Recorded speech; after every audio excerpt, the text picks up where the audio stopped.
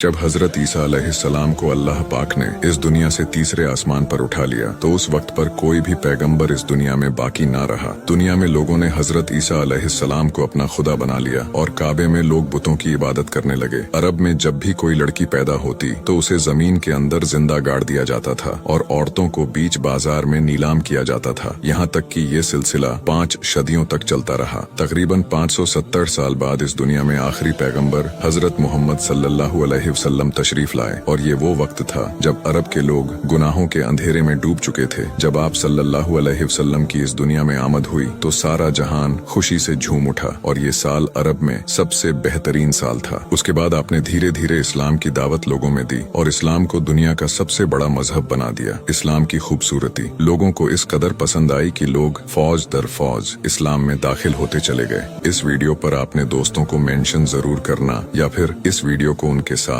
Share जरूर करना।